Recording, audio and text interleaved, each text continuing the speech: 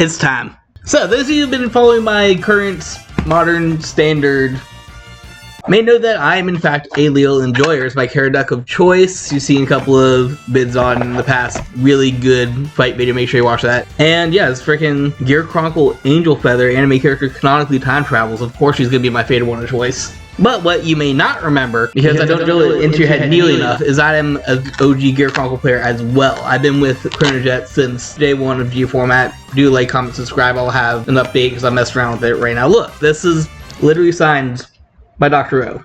So, of course we gotta talk about this today. Oh my goodness gracious, dude, I've been super hyped since day one that it was revealed, knowing that we would be getting a Dark State version of Liael with the Gear Chronicle aesthetic, and then the episode came out, and I wanted to record this video, and I was literally waiting until today's reveal so I could record this video. Long story short, Liael is not the only Liael.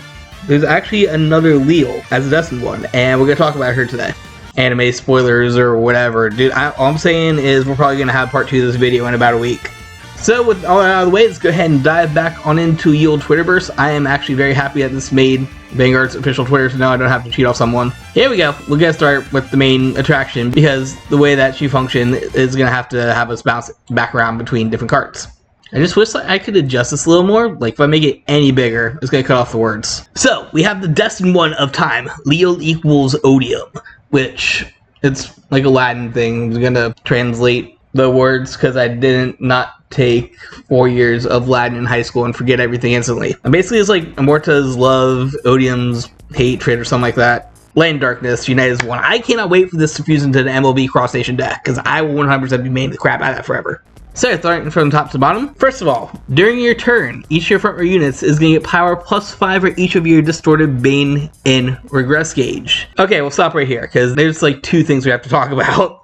First of all, Regress gauge. Yes, this deck does have a gauge, just like another one I haven't really talked about yet that I should probably do in the future, because it looks kind of fun even though I'm never really touching anything with a Link Joker aesthetic. What is this gauge and how do you get it? Well, that's why we're jumping back and forth line, not just going over the cards as they come out. So gauge is this card here, the Destined Timepiece, which represents a token that's placed outside the deck, just like the infinite build gauge, whatever the heck it's called. And basically that's the fact that you cannot ride a grade 3 or greater without Liael in its name, and you could place this in Regress gauge.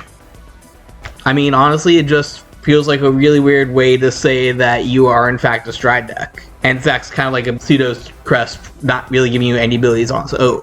We're gonna get the Regress gauge, which is cute little Steam maiden right here. Welcome back, maidens. Team Maiden Taglietz, who has a simple skill that when it's placed by riding over a grade 0, you could reveal your Liael in the ride deck and get the gauge. Literally how the Brand Gate one works. Except for the Steam Maiden. Cool thing is she just says when you ride over grade 0, so like this is the one for the starter right here.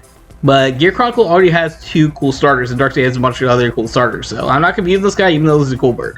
Unless I run another cool bird. So we know how to get the gauge and what it does, but what's this distorted Bane thing it's talking about? Well, I'm glad you asked me. Distorted Bane here is an order card for the deck, which has 2 different effects. First of all, you could play it when Liael's your Vanguard or whatever. Soul Charge 1, put into your Regress gauge. There you go. I wonder why we just put stuff into the gauge. We'll find out in a second, don't worry about it. Anything else could Soul Charge, but let's see what else it does, I suppose. Once it's put into your Regress gauge, draw a card. Choose one of your Vanguards and it gets plus 10k power until end of turn. So basically it's going to let you draw a card and give Liael plus 10, and then this plus 5 that you also get from Liael's skill will make her 28k on her own. That's basically a Stride if you think about it, and it's a grade 3 spell as well, so pay the cost of Strides, just you're paying your cost to go into gauge, I guess. Feels kind of mid to me, but you're still basically getting a trigger power up, and effectively says Soul Charge 1, draw a card if you think about it that way. It's decent, I just feel like it should have done more. Back to Liael skills.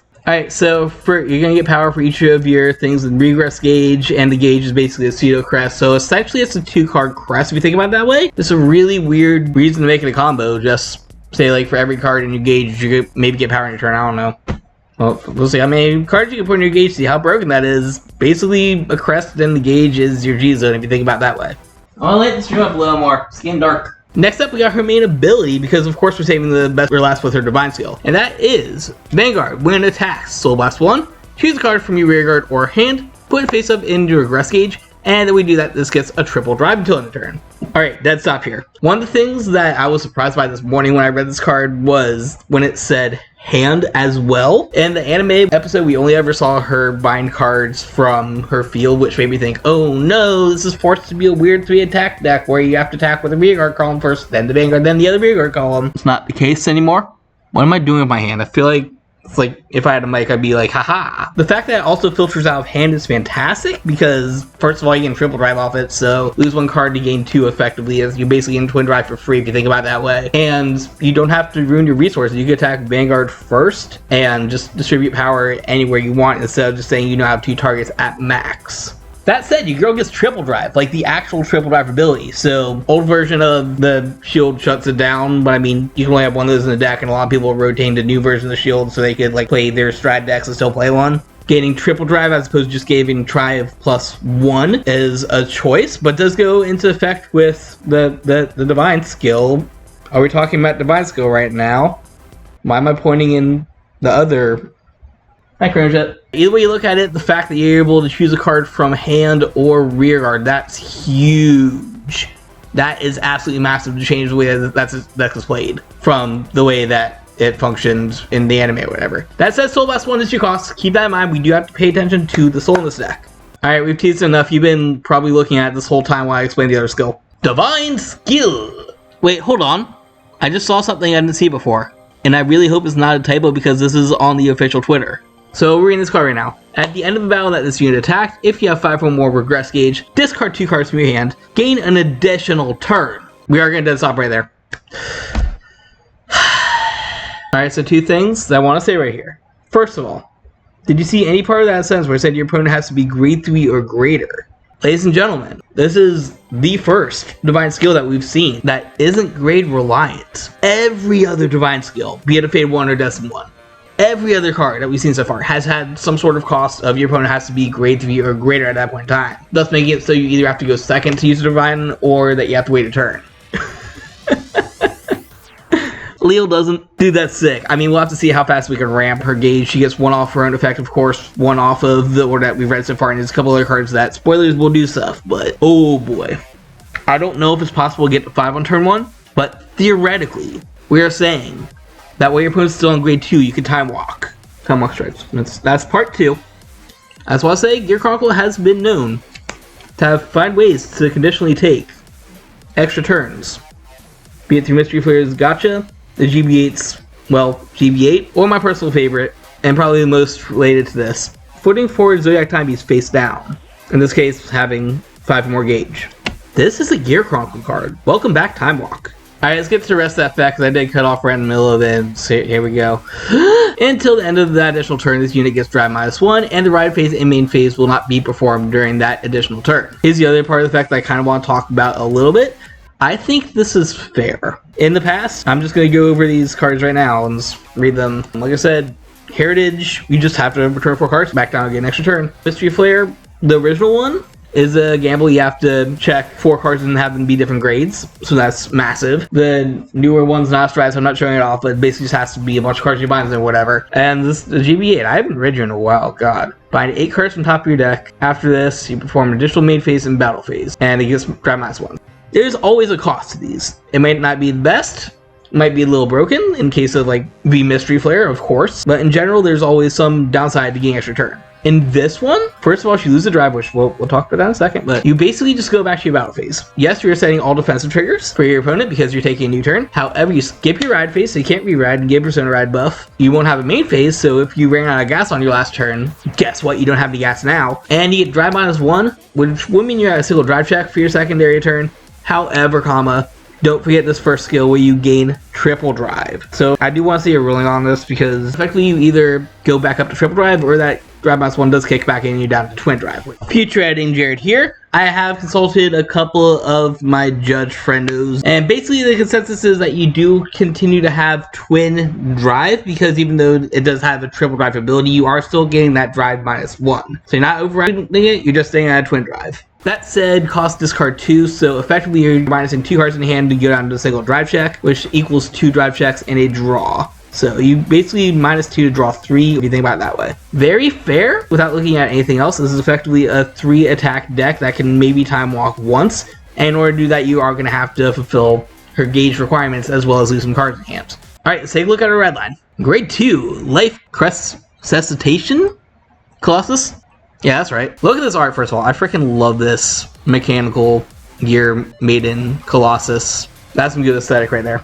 And she's an angle. We're angles again. Let's play this by riding over the grade 1. You could put a card from your hand face up in regress gauge, draw 2 cards. So, a couple things to say about this. First of all, this is our first way to get regress gauge. So, turn 2, you will have 1 automatically, which means by the time you get to your grade 3 ride, that's going to be 2 automatically. Third, if you happen to have the order, which I haven't seen a way to search yet. Number 2, I do want to make a cool parallel to her original ride line. What's your name? Player of the beautiful chord, Elegantia, who basically says when you ride grade 3 Liael over her, you're able to, well, I just realized that the grade 1's the one that actually has a parallel effect to it. When it's rode upon, Soul Blast 1, draw 2 cards and discard a card, or discard 2 if you don't discard a normal unit. The fact of the matter is both these cards effectively say draw 2 cards, put 1 card in your wherever you want it zone. In normal Liael's case, you just put it right back in drop because you're able to basically cycle your drops them back to your deck in that deck. And in this case, you're actually setting up your gauge. So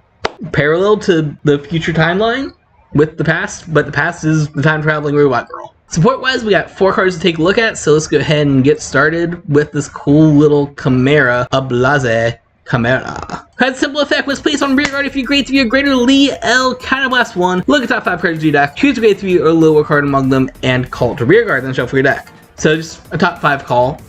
Not too much to talk about here. It's a deck thinner that gets you bored, which is great because Liael is basically taking cards off your board unless you have cards in hand to sacrifice instead. Plus, this Chimera is kind of Pale Moon AF, so we can still use the hashtag for this deck, hashtag Year Moon Circus. Now, if only we could find a way to put Direful Dolls in here. Army Diantha is basically the freest unit in this deck, who has 1 skill that can be used 2 different ways. And that is, was placed on rear guard during your turn, or put into your regress gauge during your turn. You could choose one of your units to give it +5. This is simple but effective, chef's kiss. Alright, so first of all, successfully you could proc twice in the turn if you put him into your regress gauge. Place, power up something, have him attack, use Liael's skill, put him in regress gauge. Once again, power something up. And it's again kind of a parallel to the Liael support card, and the fact that when it goes into Bind Zone, you give your Liael some powers. This one does it to more. That's all I can say about it. It's free, it gives you 2 procs, and you can do some witty combos with it if you want to power him up for his first attack, if you want to get power to Liael or your rear guard. Possibilities are pretty endless. Always embrace the infinite. Literally what I say at the end of every video. Then we got not 1, but 2 robots. We should probably do the grade 3 last, I suppose is the most important one. This guy was not in the anime, so this is a new card that we did not see until today. The Almanac Colossus, when he's placed on rear guard, if you have a regress gauge, counterblast 1, draw a card, and soul charge 1. Resources, counterblast, actually. Liael doesn't counterblast. I think. This is our first counterblast right back. Now, I don't know if I waste on soul charge 1, draw 1, but there you go, resources or whatever. Dude, there's no energy here either. And then rear guard, if you have 3 or more regress gauge, you get boost. I feel like they could have done more with it. I'm not gonna complain about a 10k booster that lets you soul charge or draw a card, but it's just counterblast 1 to give you a Liael turn and let you draw a card, I guess, when the deck where you're already drawing lots of cards because triple drive and stuff. I mean, we make it work. Then last but certainly not least, we got this cool freaking looking gear dragon. I mean, it's just, this is peak right here. The Anachronos Dragon. It's got 2 effects, 3 effects, I can count. First of all, in the gauge zone, at the beginning of your battle phase, if this is regress gauge, you can counterblast 1, choose a card from your drop, and put it face up in regress gauge. If you put a card, call this card back to rear guard circle. Alright, so you know how we're not able to bind from hand for whatever reason, you do have to bind cards on your field? This could be a target right here, because he does call himself out of regress gauge and replace himself. This is also good because it means that your order, you can effectively have 2 procs of it in a turn. You won't be able to get the soul charge proc of it, but it doesn't matter because it's already going in regress gauge. Effectively, if you have this in drop zone, when you activate the dragon's effect, you can put this from drop into your regress gauge. It gets placed in regress gauge, activates the second effect, lets you draw a card and give you Vanguard power. So there's some combo potential right there, as well as Liael's first effect to give your partner more power. So right there, combo potential. Love it. But yeah, this effect is great for refilling your field if you have an empty turn but he's just chilling. Case in point, Liael's Divine Skill, because you do go right to him battle phase. You could pop him up next turn, bring him right back at the beginning of the battle, lose your 3rd attack right there. Really, really good. We're still forced to be at a 3 attack deck. If this card is regress gauge. At the beginning of your battle phase. If it's at like the beginning of attack or something like that, maybe multi-attack off it, but it does have to be beginning of battle phase, period. You got 2 other effects though. Rear guard. When this attacks a Vanguard unit, if you are a Grade 3 or greater Liael unit, until the end of the battle unit, this gets plus 5k unit. I'm gonna stop saying that. It gets plus 5 if you have 3 or more regress. You can Energy Blast to choose one of your opponent's rear guards and retire it. Boom, there's your Energy Blast right there, and your only cost of energy, so you feel free to still use all your cyclers. Draw card effect. What else uses energy in this deck? Not much. Honestly, the Dark State's pretty manageable for that. Only thing is, like, you can't use the clockwise because you're not really discarding in this deck, except on the Divine Skill. That's the only time you really discard. What else would Energy Blast? Oh yeah, we can talk about the order for a second. But like, in general, your energy is pretty free in this deck because all you're ever using it for is retire, which is control, which is fine. So you got an 18k control boy that comes back for free, and can potentially set up combos with things like your regress order. So that is the main sauce of the deck. However, while I got you guys here, let's do a real quick copium corner on the deck builder. Just a couple things that you should be looking out for and possibly tucking in this deck. So first of all, I frame one saw this get bought out, which made me kind of sad because I sold my 1 copy on TCG Player a couple weeks ago, back when it was not worth $20. Now it's $20. The reason people want to run this is because your regress gauge is a set order, so you will be getting a 2 search to potentially call a card or get an order back from Dropstone, I guess. I don't know. I feel like if the regression piece was a set order and not normal order, maybe we vibe with this, but it doesn't feel like it's worth it to me, honestly. What unfortunately is worth it is forward and backward, which I need to get 3 more copies of. So if you want to help support me on this channel, make sure to check out my page on TCG Player where I sell my card stuff.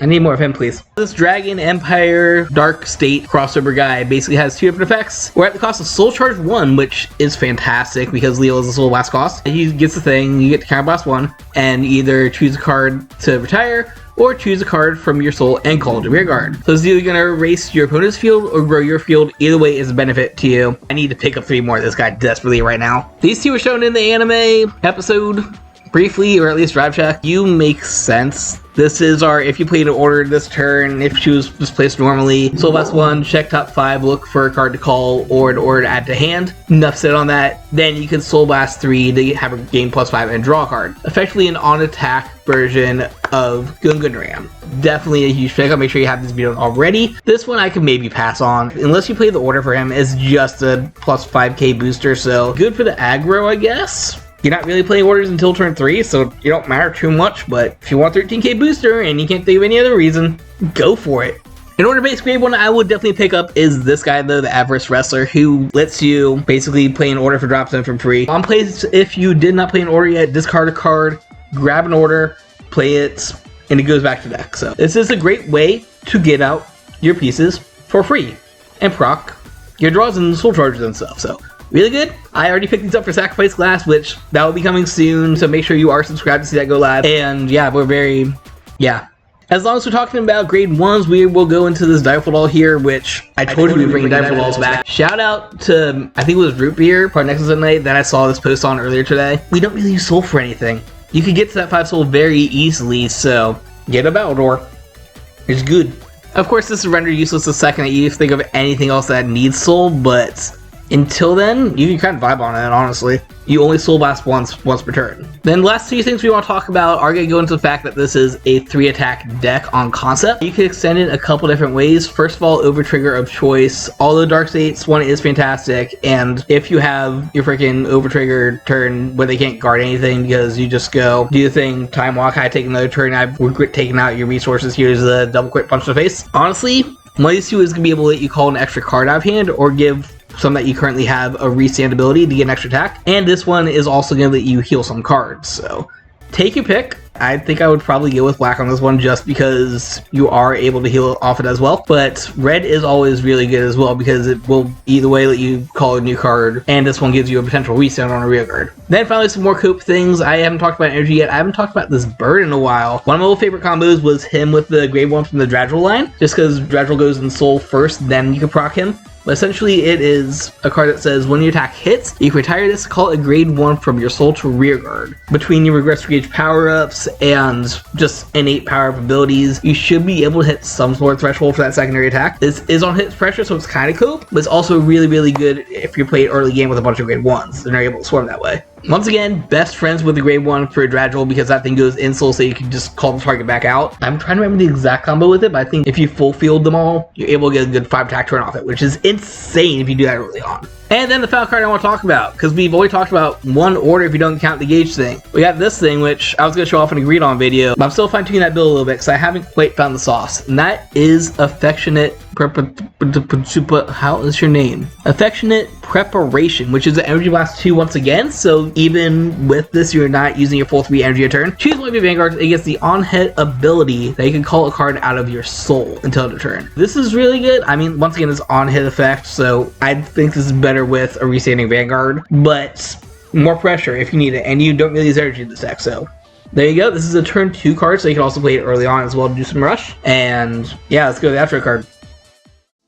So that is our first look at Liael Odium, the dark half of the soon-to-be MLB waifu. What do you guys think? Are you more interested in how this one actually time walks, lets you take another turn, or how the original one just free rides in the middle of battle phase to reset her attack pattern and effectively get you a 7 attack turn? Dude, I predicted the future. I have never changed these sleeves in my life. The Liael ones, the ones that give you the extra attack, she's just been on Heritage this whole time. She's just been on Time Walker. Day 1, we called this. What's some strats you can think of? I've basically gone over a little bit for control and a little bit for multi-attacking shenanigans. Is there a way to somehow get turn 3/5 gauge? Comment all your suggestions down below. Can't wait to do more follow-up videos on this once I get some testing done, print out the proxies, do some fights, all that fun stuff. And I'm already looking for a set 5 Dark State splits. So JP, 50 cards, other people who wants to sponsor me with my Liael split. And the other one, I haven't said this yet, but in the little blurb thing for next week, we're getting more Liael support. Should have been a pretty dead set giveaway from the fact that next week's episode, spoilers, is Liael versus Liael. I cannot wait. This is just gonna be like the greatest fight of all time. But until next time, I've said time quite a few times because this is a time themed deck. So if you can't wait for the next time that I talk about her, make sure to comment, subscribe, rate this video 5 stars somehow on your favorite podcasting thing of choice. And until next time, I swear that's the last time I'm going to say it. Always embrace the infinite. Actually, real quick, I need to shout out the other videos. I mean, this is kind of the end card, so whatever. If you want to hear me talk about some other Destined ones that I'm excited for in this next upcoming set, I've got a couple videos. They're up there or in the card, wherever YouTube wants to put them. We're talking about Levidrus, who I've been testing a lot, and he is freaking amazing. I can't wait to start messing stuff up with New Magnolia. And why is MLB a cat girl? I mean, best girl or whatever, but why is MLB a cat girl? Actual best girl. Freaking Liael. This is going to be a Liael channel. The second that we break this is a Liael channel.